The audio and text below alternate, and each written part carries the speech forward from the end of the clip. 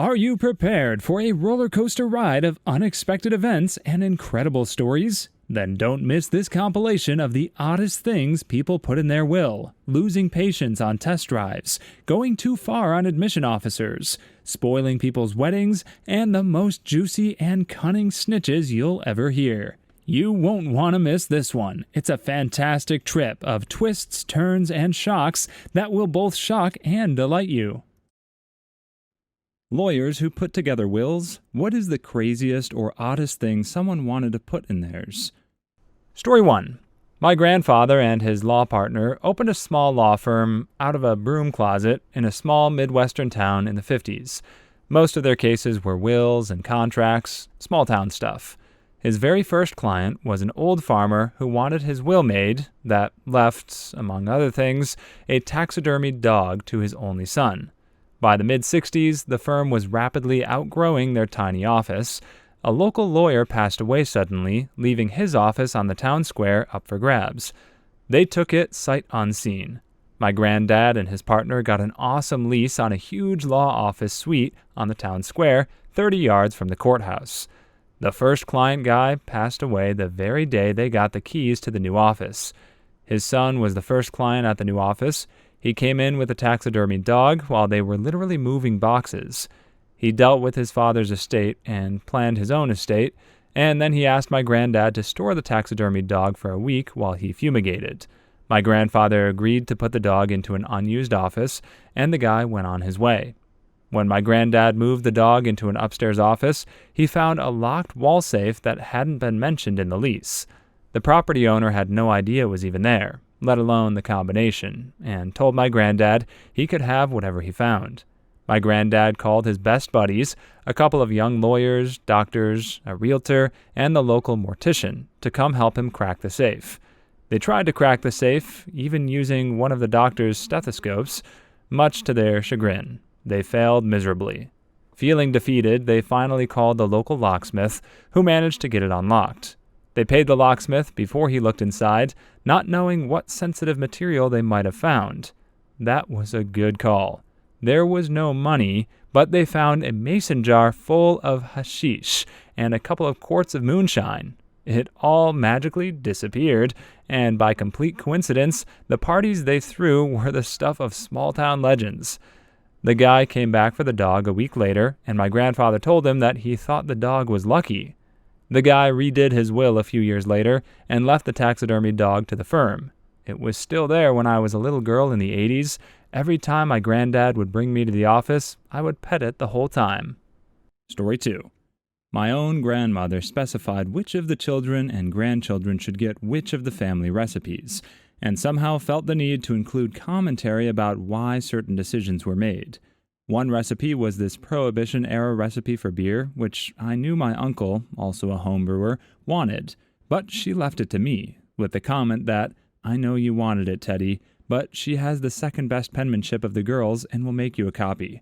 And then, like 8 pages later, in among the specific descriptions of her vast collection of romance novels, really, was a line, "and specific Jude Devereux title to Spidey, who will please subtract about half the hops before she copies the beer recipe for her Uncle Teddy so that any of us can drink it." Our John had his IPA last summer and just about died. Uncle John just about burst into tears laughing, and Uncle Teddy had long since left the room because he has no frick whatsoever to give about romance novels. Uncle John, of course, was still in the room because there was also still Yingling. And no, I have no idea how she got this done. My guess is she wrote it herself, and the law students who come to her independent living building signed off on it. It was elaborate, that's for sure. Total value of the estate was well under $8,000, so it was mostly a funny last letter from Grandma. Story 3. I'm not a lawyer, but my dad put something really weird in his will. I was a 17-year-old last year and was the recipient of a rock thrown at my head. I owed it to my dad's quirky sense of humor, and he probably thought it would be the funniest crap to ever happen, and it wasn't even any special rock. It was one you'd find at the bottom of a river. Anyways, this year, I was reading some of the stuff he had written, as I was never allowed to see the will, being that I was too young at the time, and didn't think he'd end up dying. Regardless, the note under my name and recipient items I was to get if he died was, "Throw this rock at X and hit him in the head with it, but make it surprising." And I was thinking, what the crap? Dad, what kind of will is this? Then I read a little further on, and he had left a note saying this is the rock that I had hit him in the head with when he was teaching me how to skip rocks when I was younger, and I hit him so hard, dented his skull above his ear, and it never really healed. It was the most meaningful thing he'd ever done, and after all the years me and my dad had messed around with each other, it was his way of winning and taking the final crack at me. It was so heartfelt, it moved me to tears. He got the last laugh, and I was completely okay with it. Story 4. My grandmother's will had exactly one bequest in it. I was to receive her hunting rifle. Everything else was left to the estate to be divided however my father and uncles saw fit. The will was not found until after the funeral. One of my uncles was going on and on at the visitation about how valuable her rifle is. It's worth so much, blah, blah, blah. It's worth about $700 at the time anyway, probably like $800 now at best. The best part is that almost everyone he talked to about it knew it was supposed to go to me, but no one said a word.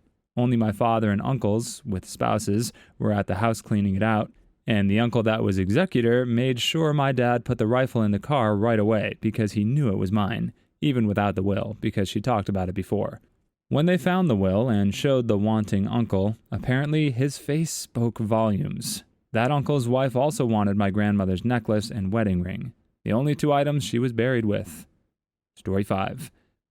When I was about 10, I went to visit my mom's friend with her, as she just found out that her minor sight problems will quickly become full blindness, and so she went to her house to put wind chimes and pretty-sounding things and potent flowers so she could still enjoy her garden, which was her favorite part of her house.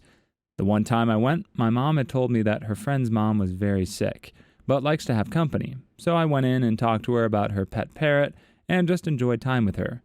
At one point, I told her her bed was very pretty. That was the only time I met that lovely lady. About 4 years later, she passed, and it turns out she rewrote her will after we met and put me in to inherit her bed with the stipulation that they bought me a new mattress as hers was well used. It was the first time I didn't get a hand-me-down mattress. I felt so special. The next time I saw her daughter, she told me that that day made her mom so happy, and she always asked how I was doing. I cried. Story 6.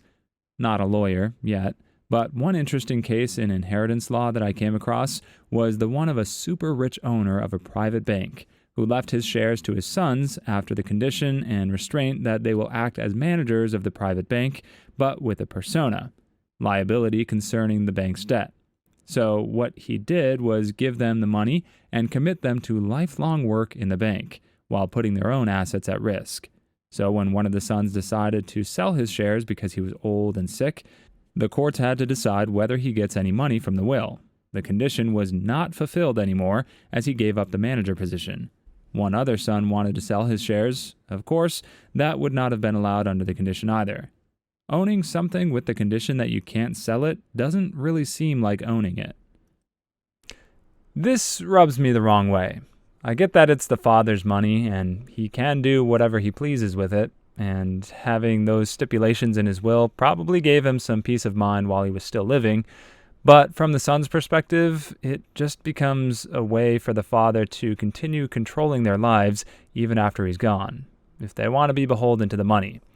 To me, it wouldn't be worth it to accept the inheritance if it was attached to a clause like this. Story 7.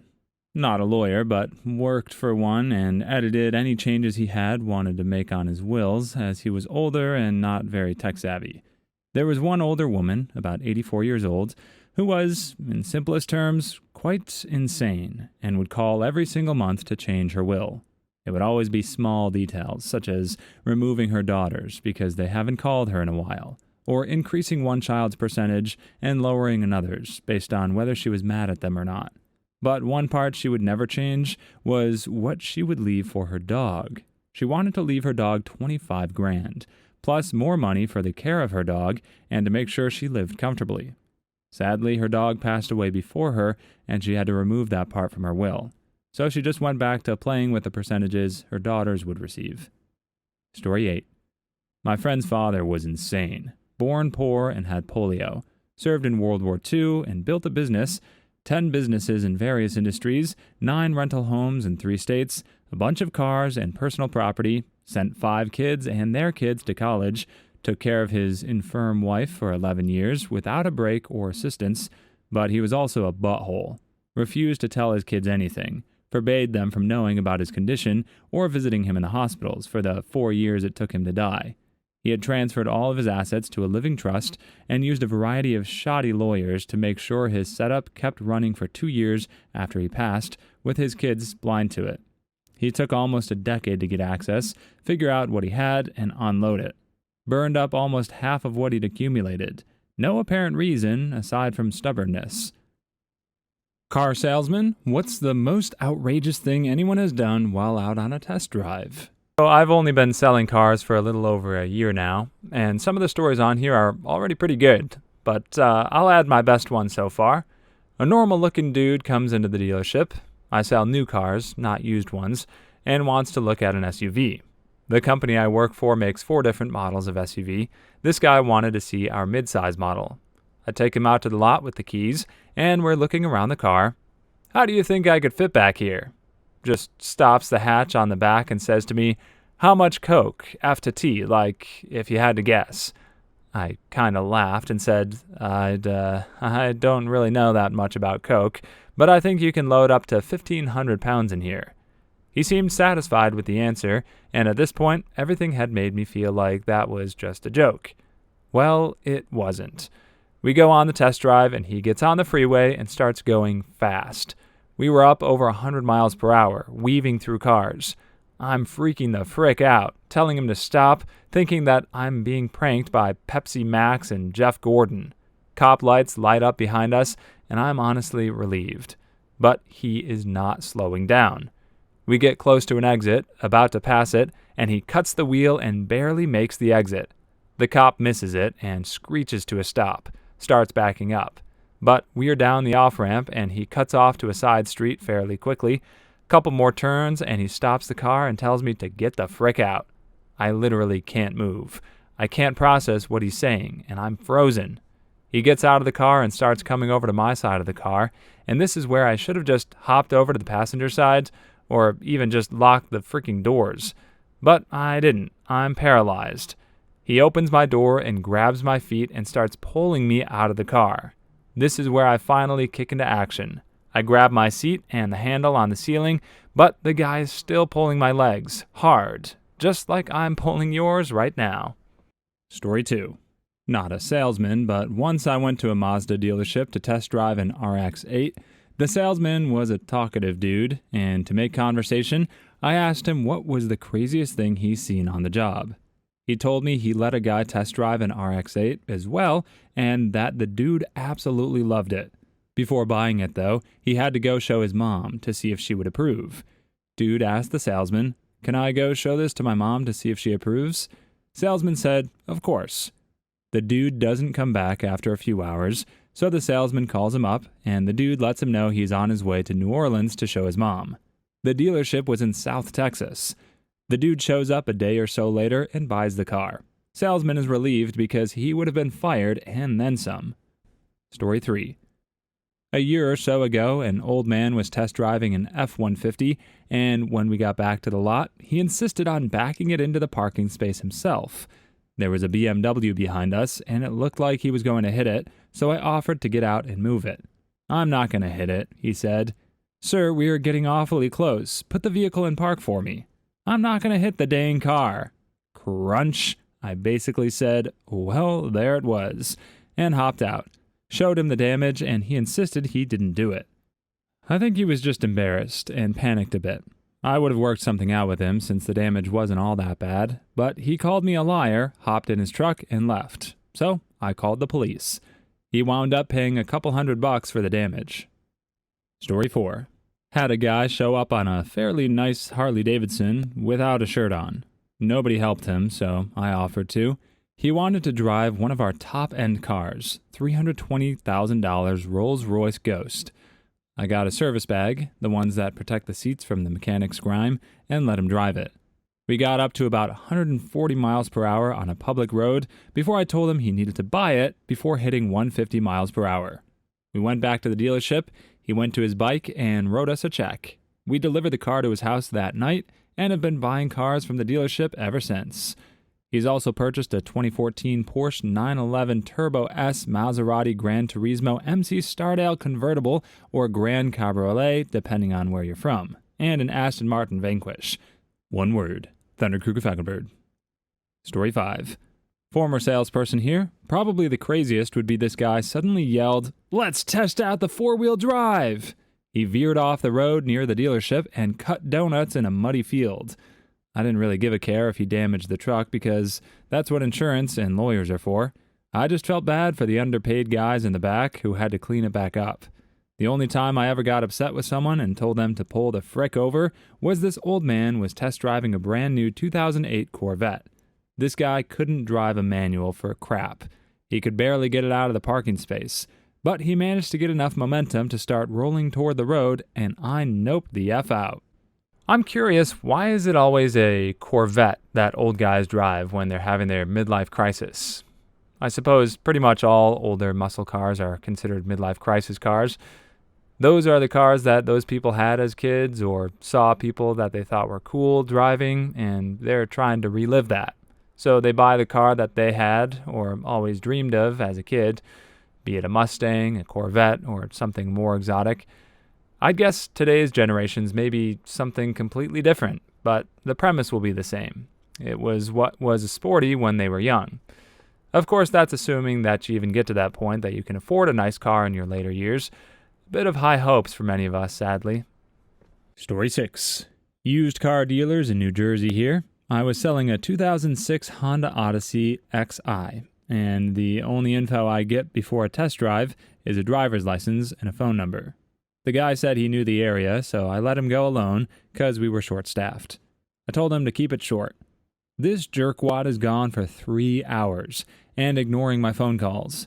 I was about to call the police, but I decided to give him another half hour. He finally came back, and the van was filled with groceries and some stuff from Home Depot. I was ticked off, and he knew it. I'll never forget what he said.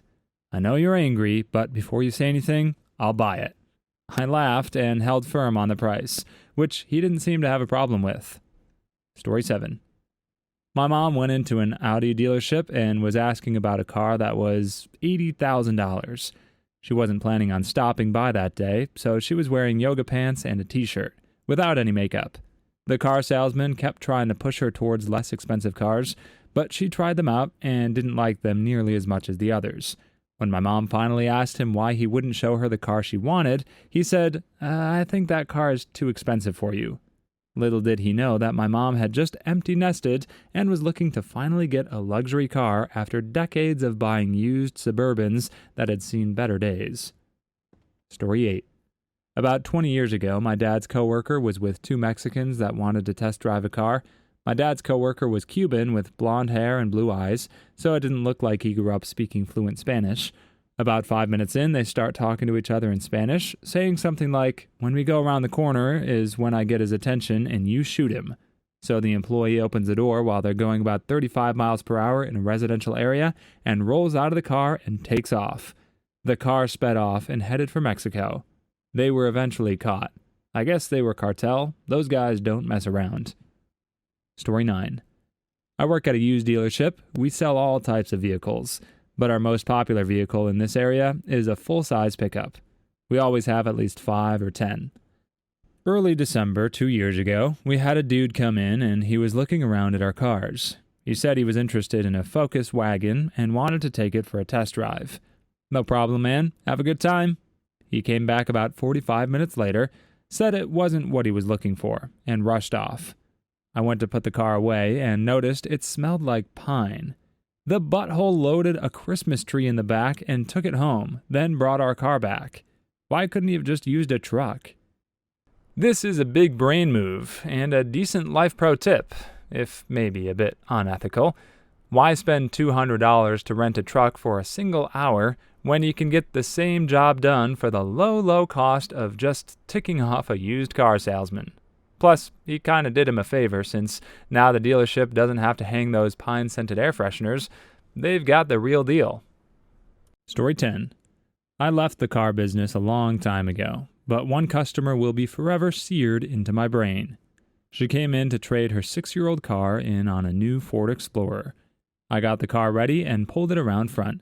She climbed in and carefully pulled out into traffic.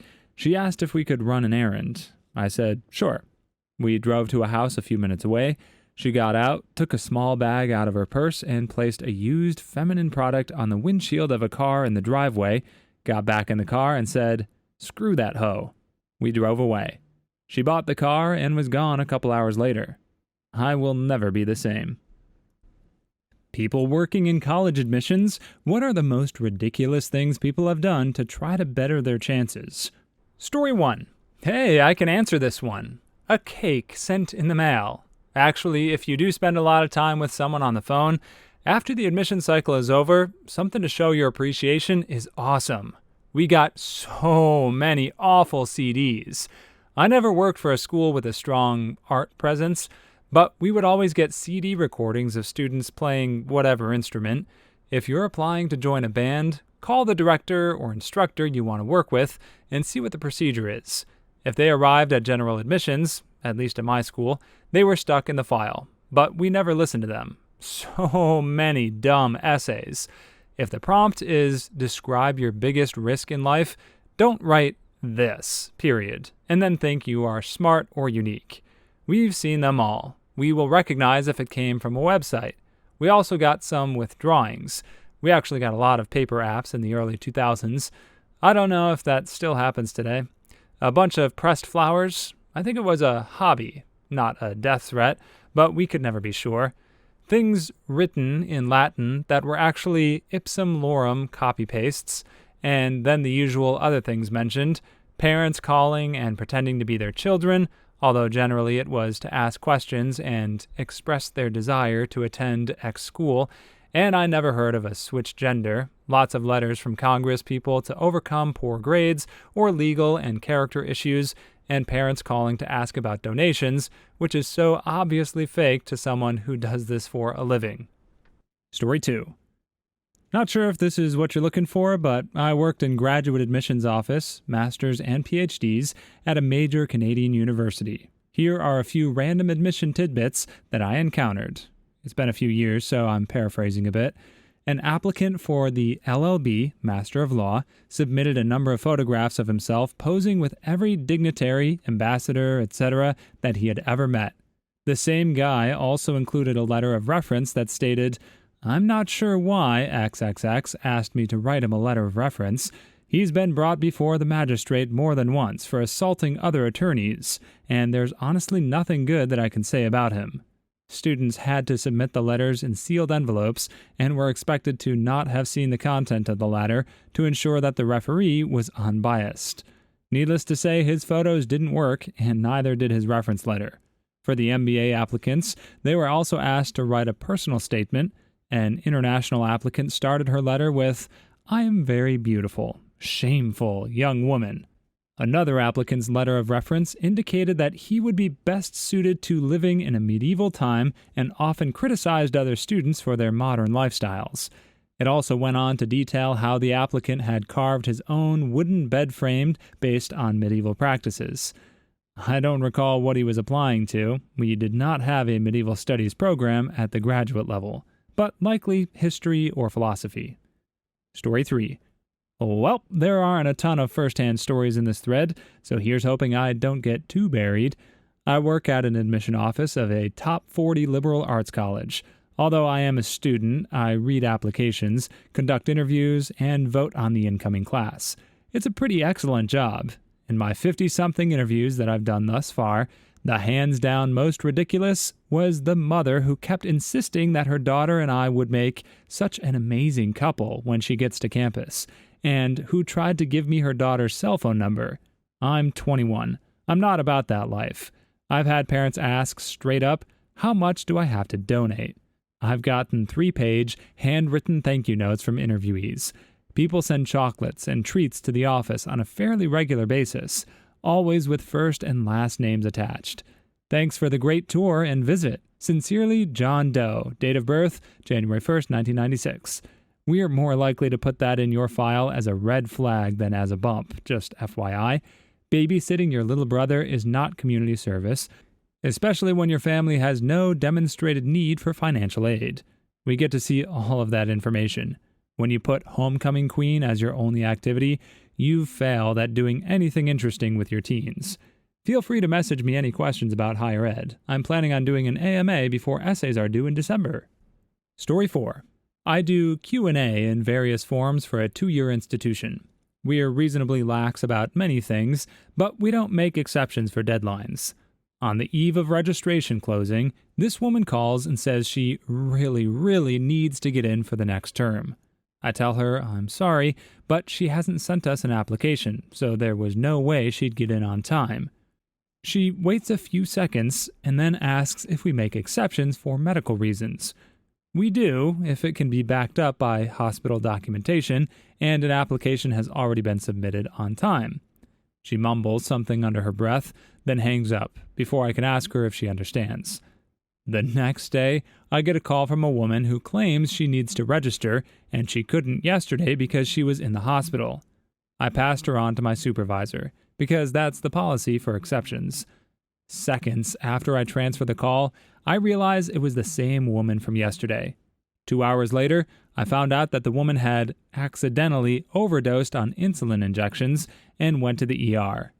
She had faxed over discharge papers and all. Before we could even accuse her of gaming the system, we had to say we couldn't make an exception because she never submitted an application. Wow, the lengths people will go to just to get into a specific school is truly astounding. This person presumably risked their own life just to potentially save herself a single semester. She could have just applied again in the following year. The school wasn't going anywhere. But I know people hold college to such high regards as if it will make or break their entire future. In reality, I think our lives weave around drastically on such minuscule events as it is, most of which are out of our control anyway, that it's just not worth fretting over any single decision to the point of risking your very existence. There's enough chaos and entropy as it is. Just let it run its course. Story 5. I work at a public 4-year university processing transcripts. More often than not, as the young knight said, the parents call and tell us how we're fools for not accepting their special snowflakes, and how there are dozens of other schools begging for him or her to attend. Some students send us everything that they've won since grade school, including the Spirit Awards that are handed out like stickers after a booster shot. Some will send in resumes of all the wonderful ways they've contributed to society, sometimes in conjunction with glossy headshots. They also try to explain why they were given disciplinary action during high school. One of my favorites is when a student explained how he and an amicable peer had an encounter in the auditorium before their academic courses proceeded. Then said student went on about his way after the encounter and was called into the principal's office, where the other student was bruised and seemingly beaten and crying, and he, the applicant, was accused of R. He then went on to say that it was all a conspiracy against him because he was expelled from another school in another state and fired from his job for the same reason. Needless to say, he was not accepted. Story 6. I was advising a student on her options, misread her results from a printed Excel spreadsheet, and mistakenly advised her that she could gain admission to such and such an overseas university.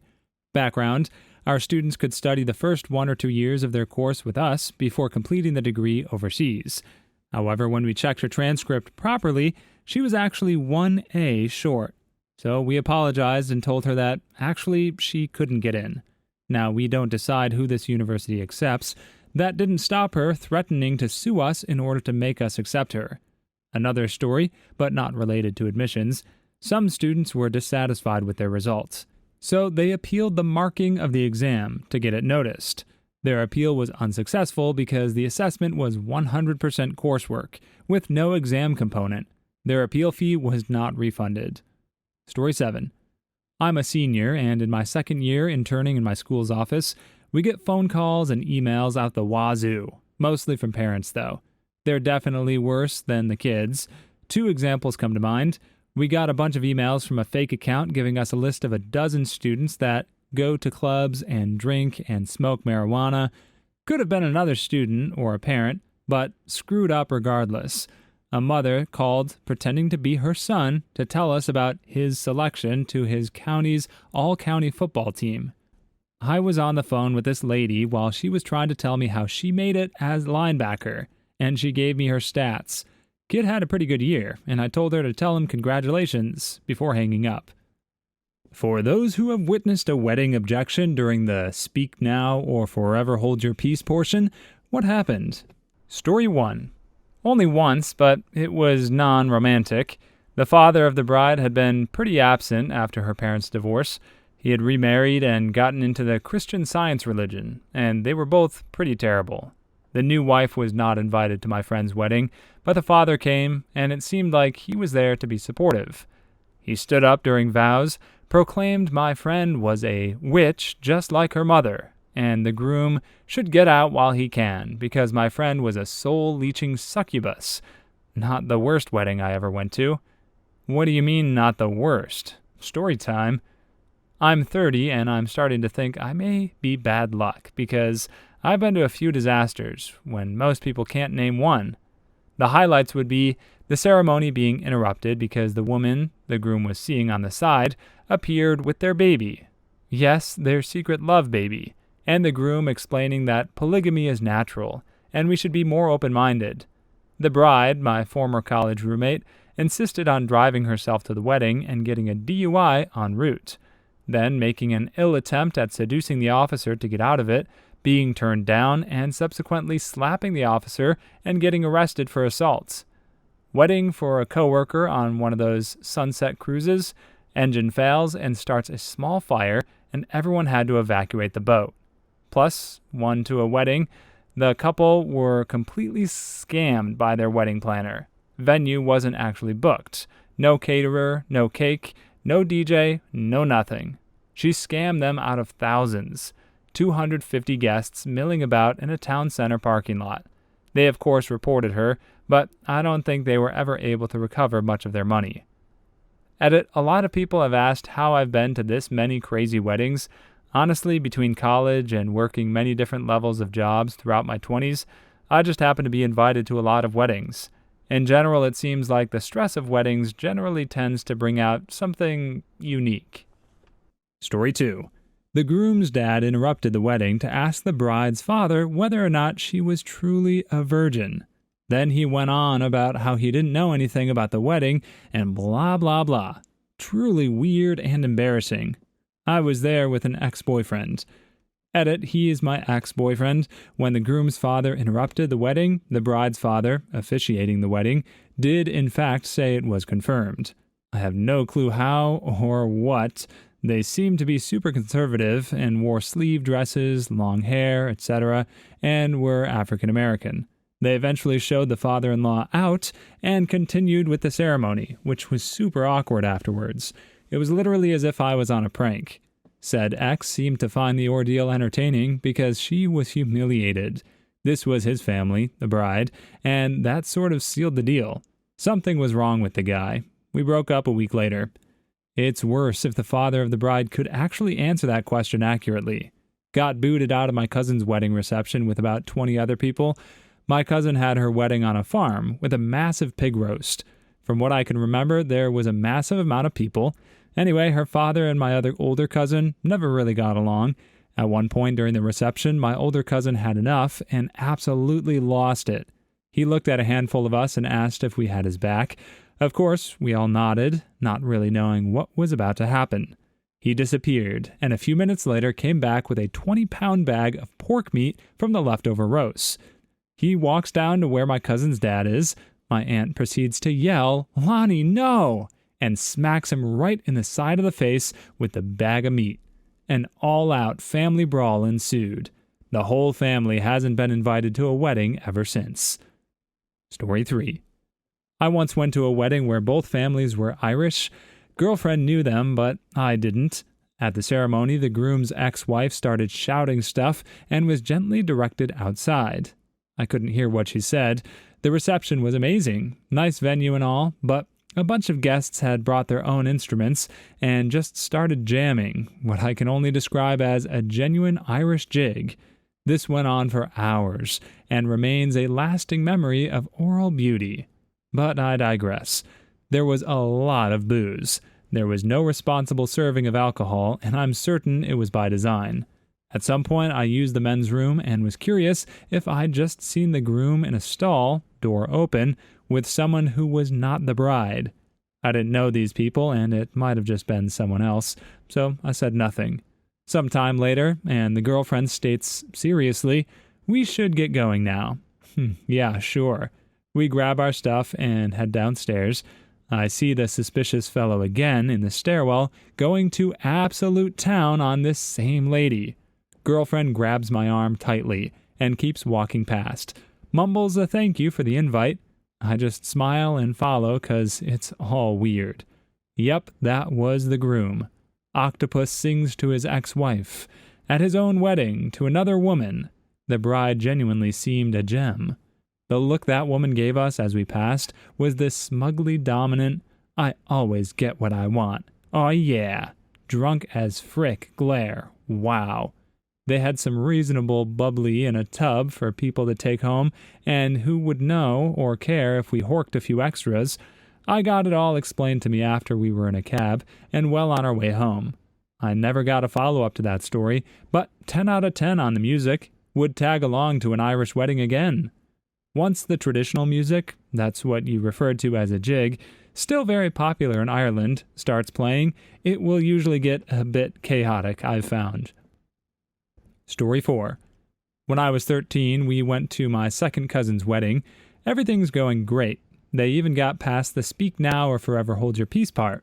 They wrote their own vows, but before my second cousin's fiancé/wife could even begin her vows, his son got up and announced to the entire room that she was cheating on his dad with her drug dealer, and he couldn't let his dad marry her. My second cousin yelled at his son to either sit down or leave.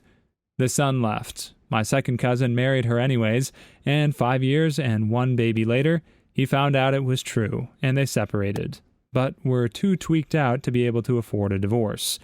Finally, he got married a third time, but before he could get married, his third, now ex-wife, had to pay for their divorce. This wedding had no objections.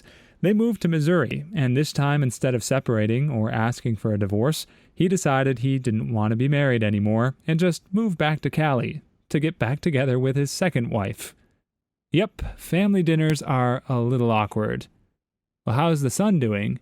Oh, so now you need financial help from me because your drug dealer/wife screwed you over just like I kept telling you she would?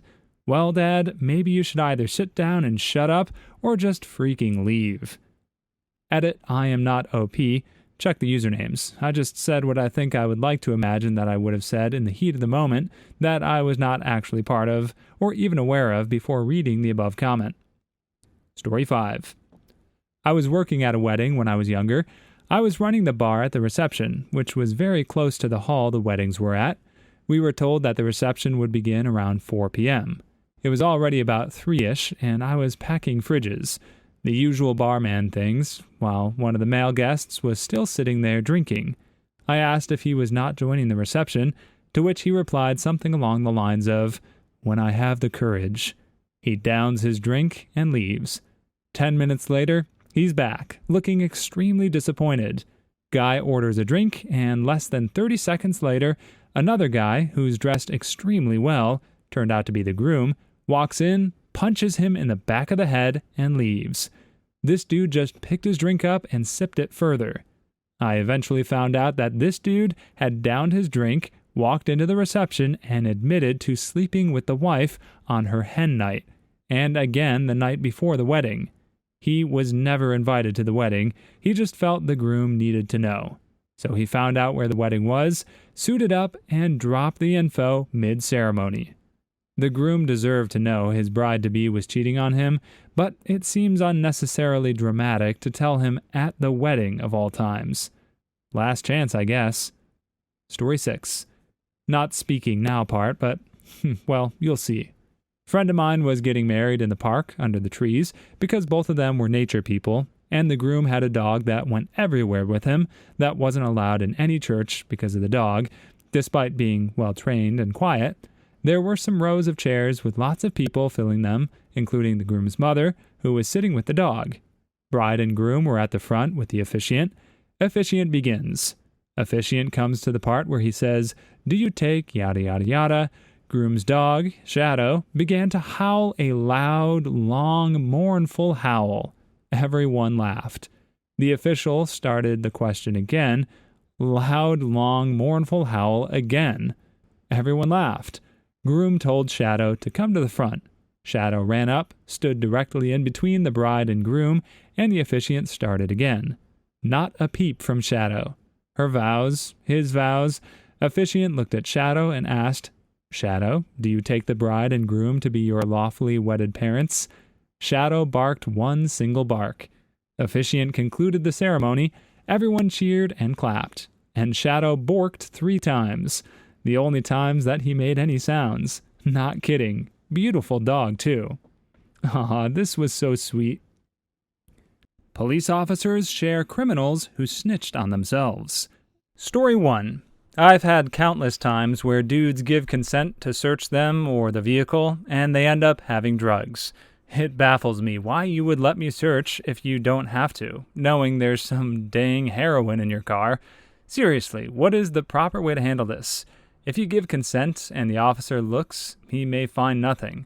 If you tell them no consent, they bring a dog or create probable cause, and they look harder, thinking you have something to hide, or the dog finds the drugs. If an officer asks and you know you have drugs, what is the correct way to go about this? If an officer asks and you know you have drugs, what is the correct way to go about this? Politely say, "No, officer, I don't consent to any searches at this time." If he pushes you, say, "I understand, officer, and I want to be as cooperative as my rights allow, and I do not consent to any searches at this time." Do not provide specifics as to why, just repeat the phrase that pays. "I do not consent to any searches." He may threaten to bring out the canine, and maybe he will.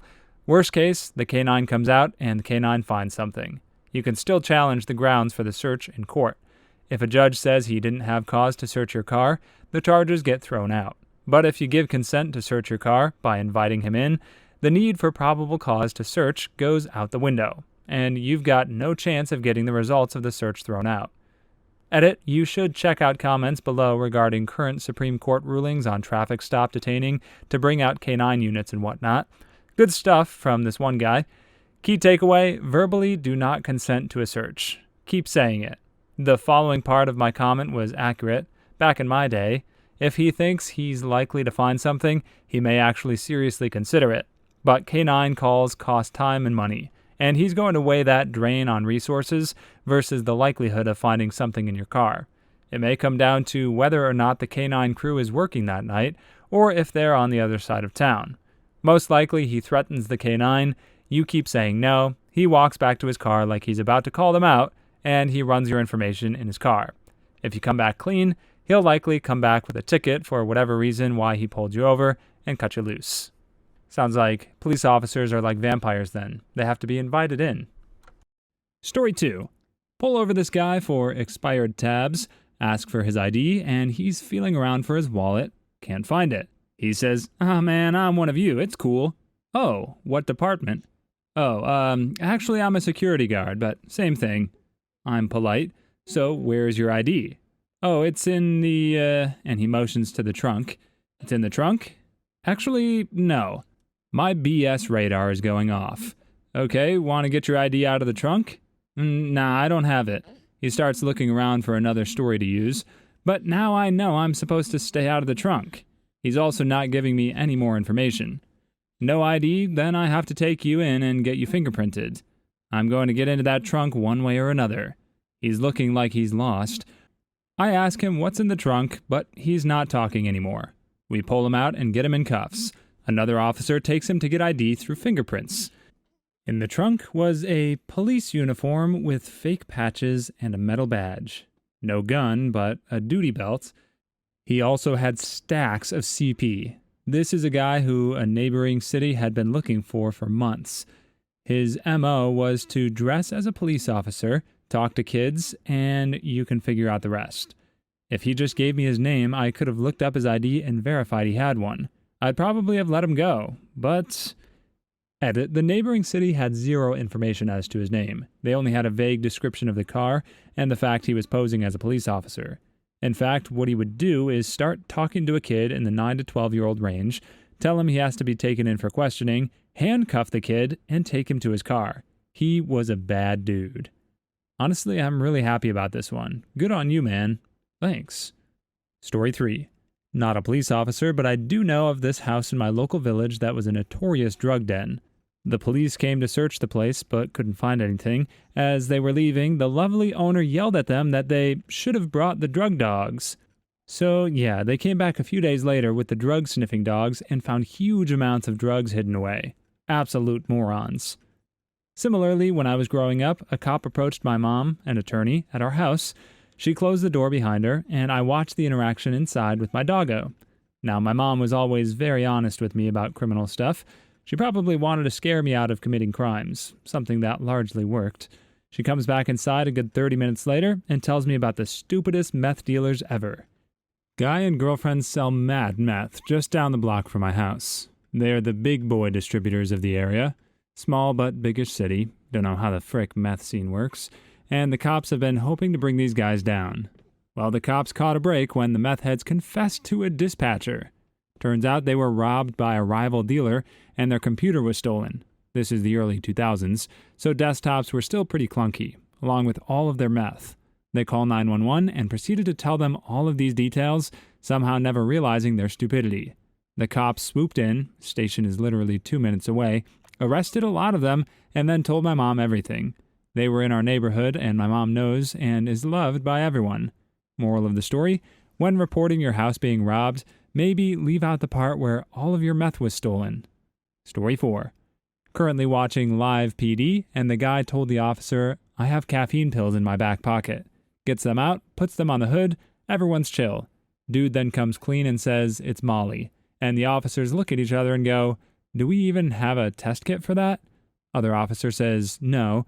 Dude's face just shows he should have kept his mouth shut. Same. Saw one, ironically, in my hometown, where a woman pulled off the highway unnecessarily with another car that the cop initially intended to pull over. She mentioned to the cop that she wanted to have a few words with the other vehicle because they were being buttholes and tried to race her. This is why the cop pulled the other car over, because they were speeding. Anyways, the officer tells her no, that she needs to leave, and that it would not only be unsafe, but also illegal if she got out of her vehicle like that on the side of the highway. She says, okay, whatever. The cop proceeds to speak with the other vehicle, and she's still parked there, now yelling out her window at the other vehicle. Both the cop and the people are laughing, and he still does nothing. Cop goes to write the speeding ticket, and this witch gets out of her car and approaches the other vehicle. He finally freaking cuffed her and put her in the squad car, all the while she's complaining that it's completely unfair. Was completely dumbfounded. Story 5. Not a cop, but pretty applicable to the thread. When I was in high school, I liked to park in parking spots that cars had parked poorly next to, just as a screw you. One time I was at a high school football game, and a Jeep had parked like crap. He was nearly halfway into the spot next to him, and parked at an angle. I was driving a '98 Chevy Silverado, big old pickup truck, at the time, and I had my brother help guide me into the spot, so I was perfectly in line. That made it so the driver door was completely impossible to get in. I took a picture for the novelty of it and went on my way.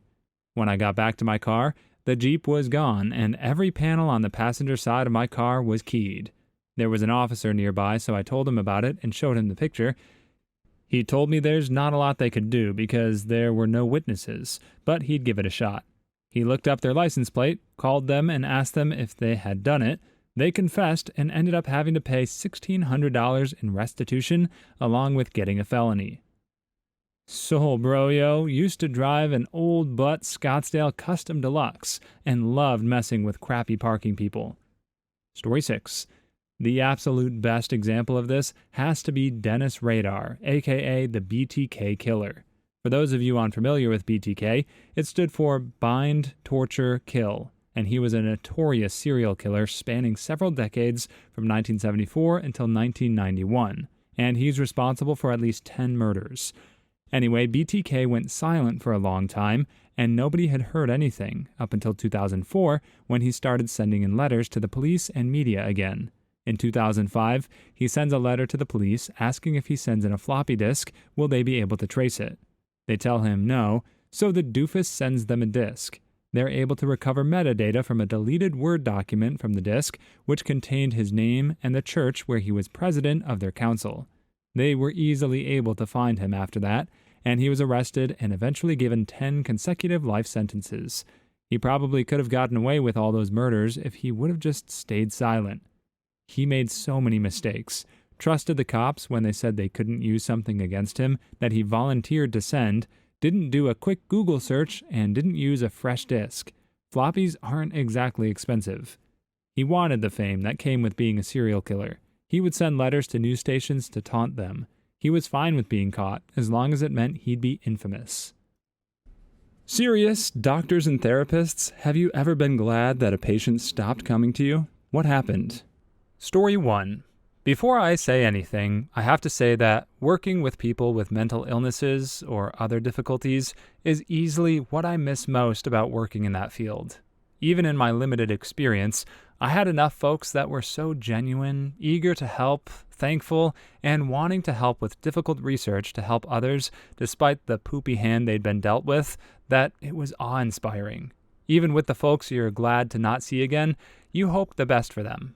I told this story in another thread, but it fits here too, because even though I felt for her, I was still selfishly glad that she didn't come back.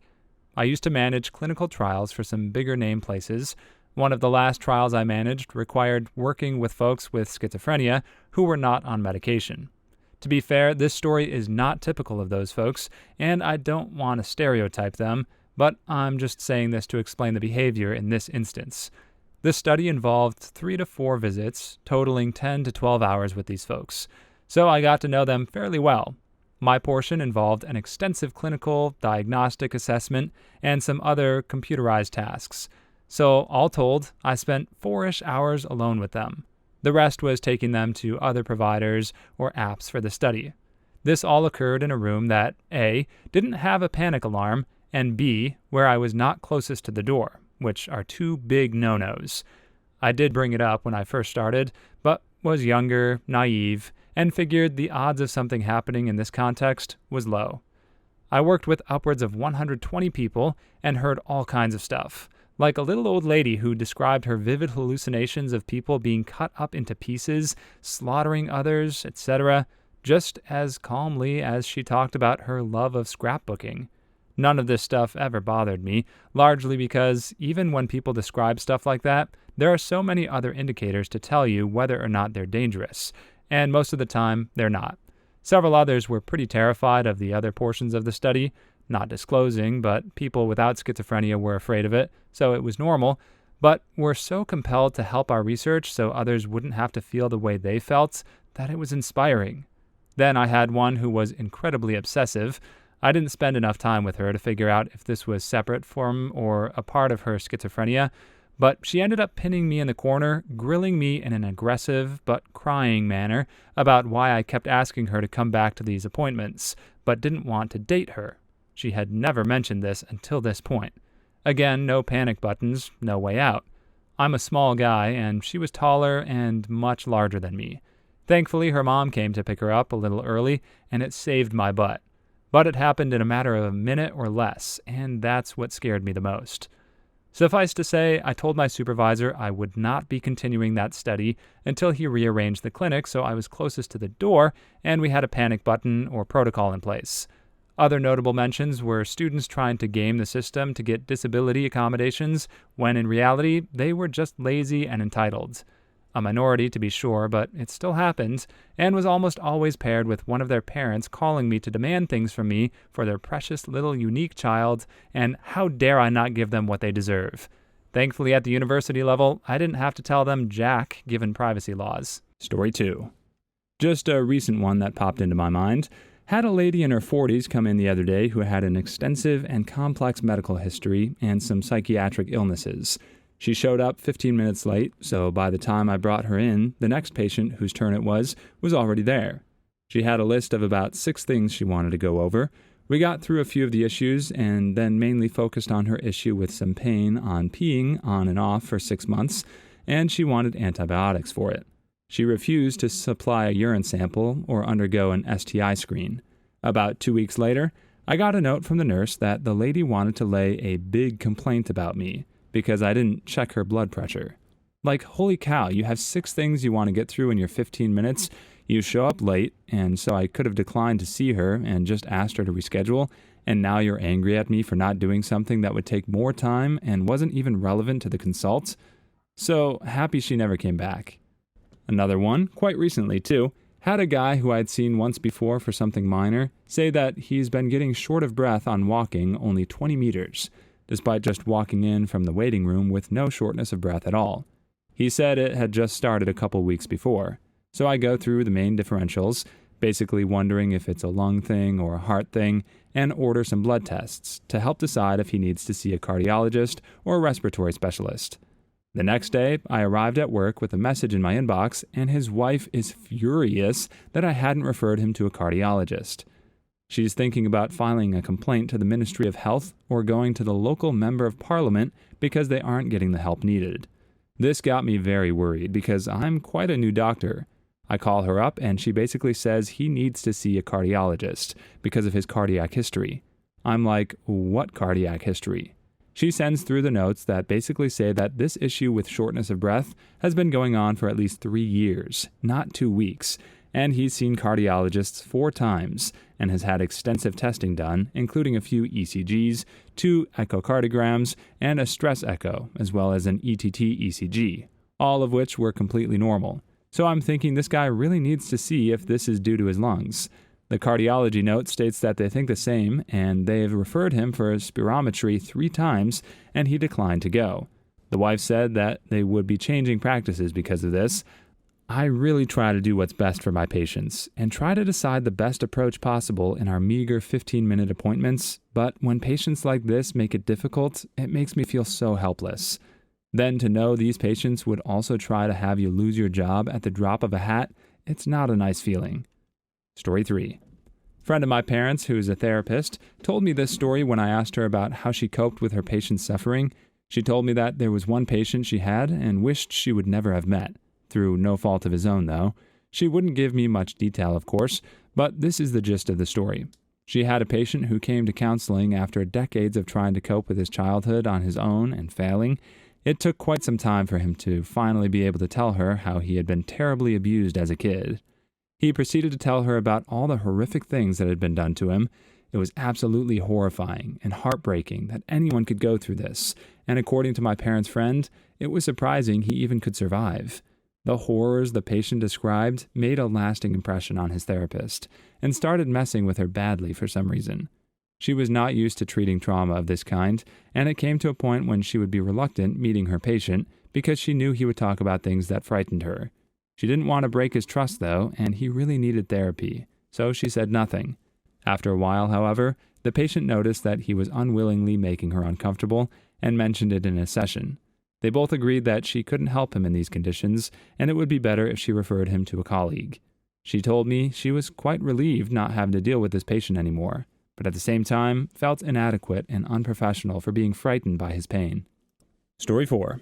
In my homeland, I used to run an outpatient clinic together with several other GPs. The patients can freely choose which doctor they want to visit, or if they're regular patients, to change doctors if they want. Somehow I was always stuck with annoying patients, like those who were over-demanding, tried to steer the doctors on what to examine and what to prescribe, impossibly uncooperative or non-compliant, hard-headed and in complete denial, like to argue back, all you can name it. Most of them are also doctor shoppers and like to boast about that.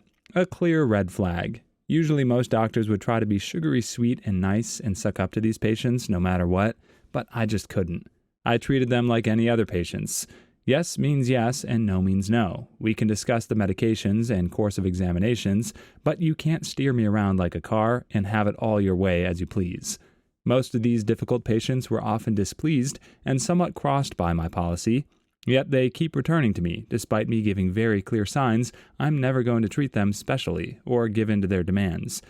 Eventually, after several consultations, a lot of them would never return, which was completely expected from their doctor shopping behavior. I always feel a lot relieved when wondering why they didn't go away sooner. Even my colleagues and nurses often joked whenever a new difficult patient came, saying my calling had come. Please leave your stories in the comments. I'd love to make a video of them in the future. Also, don't forget to like and subscribe.